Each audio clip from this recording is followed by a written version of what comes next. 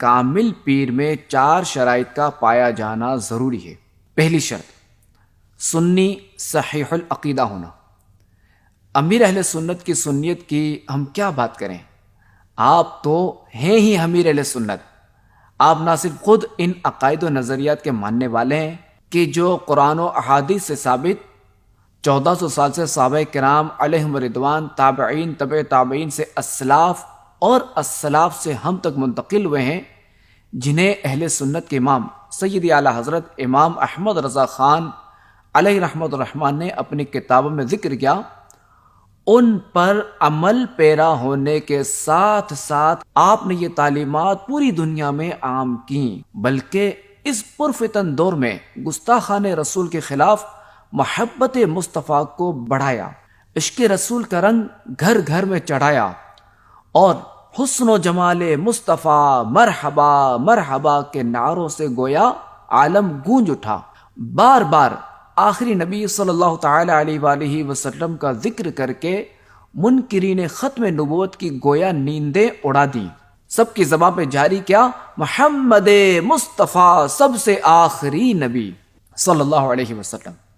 صحابہ کرام علیہم رضوان، بالخصوص سیدنا امیر معاویہ رضی اللہ تعالیٰ عنہ جیسی مقدس ہستیوں کے فضائل و کمالات بیان کر کے ناموں سے صحابہ کا جس طرح دفاع کیا، اور مسلمانوں کے گھر گھر میں مرد و عورت، بچہ ہو یا جوان یا بوڑھا، گویا سب کی زبان پہ جاری کر دیا ہر صحابی نبی جنتی جنتی۔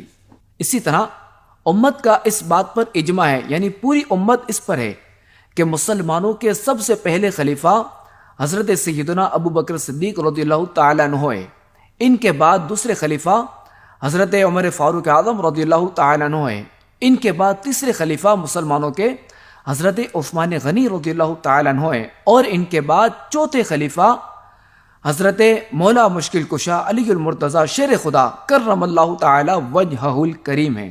امیر اہل سنت دامت برکاتہم العالیہ نے اس دور میں بچے بچے کی زبان پہ اس طرح جاری کر دیا کہ اب اگر کوئی فاروق اعظم کا تذکرہ کرتا ہے تو وہ فوری مسلمانوں کے دوسرے خلیفہ کہہ کر پکارے گا، اسی طرح اگر وہ صدیق اکبر کا تذکرہ کرتا ہے تو وہ فوری وہ یوں کہے گا مسلمانوں کے پہلے خلیفہ حضرت ابو بکر صدیق رضی اللہ تعالیٰ عنہ۔ امیر اہل سنت نے بچے بچے کی زبان پر حسب مراتب ان صحابہ کرام علیہم رضوان کا تذکرہ جاری فرما دیا۔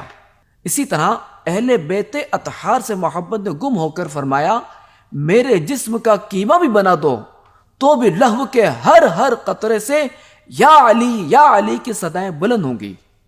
سیدہ فاطمہ الزہرا رضی اللہ تعالی عنہا کا دن ہو یا ان کے پیارے شہزادوں حسنین کریمین رضی اللہ تعالی عنہما کا دن ہو، جس طرح جس محبت بھرے انداز پہ یہ مناتے ہیں تو ایسا لگتا ہے کہ گویا اس شعر کے مصداق ہیں، اہل سنت کا ہے بیڑا پار اصحاب حضور، نجم ہے اور ناؤ ہے عطرت رسول اللہ کی۔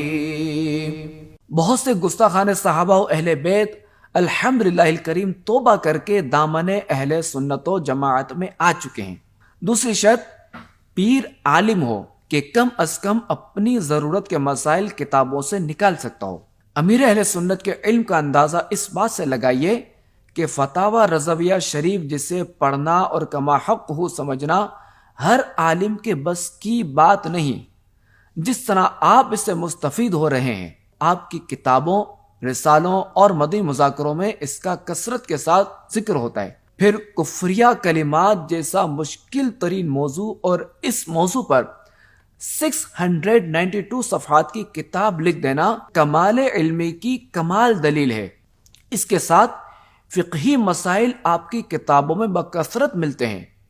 نماز کے احکام تو ہے ہی، فقہ احکام، مزید معلومات کا خزینہ فیضان سنت جلد اول، اس میں بھی کئی باب ہیں، فیضان رمضان، آداب طعام، فیضان بسم اللہ، نیکی کی دعوت، فیضان نماز، مزید مختلف رسائل اور کتب کے آپ مصنف ہیں۔